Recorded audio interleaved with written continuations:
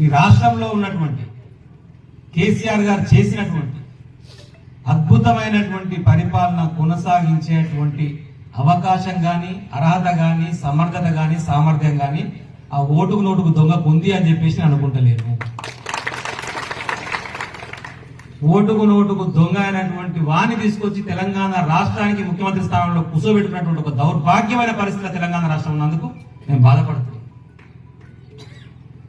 తెలంగాణ కోసం చావు నోట్లో తలబెట్టి ఉద్యమకారులు ఉండి జైలపాలే, కేసులపాలే, ఢిల్లీ పీఠాన్ని కదిలించి కేసీఆర్ గారు తెలంగాణ తెచ్చిన తెలంగాణ రాష్ట్ర ముఖ్యమంత్రిగా కూర్చొని 10 సంవత్సరాలు తెలంగాణ రాష్ట్ర ప్రజలకు చిన్న ఇబ్బంది కలగకుండా పరిపాలించిన నాయకుడు ఎక్కడ? ఈ దొంగ ఎక్కడ? ఈ పరిస్థితిని ఎవరైనా చూసి తట్టుకోగలుగుతున్నావా? దీన్ని తిరిగి మళ్ళా పునరుద్ధరించాలంటే కేసీఆర్ గారు మళ్లీ నాయకులు నిలబడాలంటే 100% బీఆర్ఎస్ పార్టీ నాయకునిగా, కార్యకర్తగా, గులాబీ సైనికునిగా, కేసీఆర్ అభిమానిగా తిరిగి నిలబడాలి, కలబడాలి. ఏ ఎన్నిక వచ్చినా, ఏ సందర్భం అయినా సరే మళ్ళీ మన గెలుపు చూపియాలి.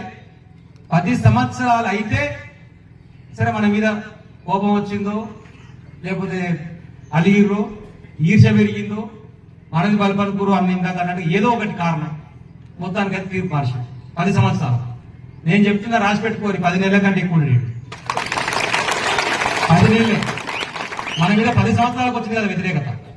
10 నెలల కంటే నేను ఏమంటారు, మొన్ననే కానీ ఎక్కింది, మీరు 10 నెలలు కాలేదు అప్పుడు అవుతుందా, ఆగురు అంటారు. ఓకే, ఆగుదాం, ఇబ్బంది లేదు.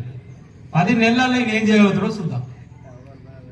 నేనైతే అనుకుంటున్నా, డీలిమిటేషన్ వచ్చి డీలిమిటేషన్ అయినాడు ఆ రోజు ఏ రిజర్వేషన్స్ వస్తాయో ఏమొస్తాయో అప్పటి వరకు నేనే ఉంటా. ఎక్కడ అవకాశం ఇచ్చి కేసీఆర్ గారు పోటీ చేయమంటే అక్కడి నుంచి పోటీ చేస్తా. నాకు వ్యాపారాలు లేవు, ఇంకా వేరే వ్యవసాయం లేదు, ఏది నాకు రాజకీయం తప్పి ఇంకోటి రాదు. కాబట్టి ఇదే చేసుకోవాల్సిందే. నాకు ఇది ఒకటే తెలుసు, ఈయనే ఉంటా, ఈయనే పని చేసుకుంటా.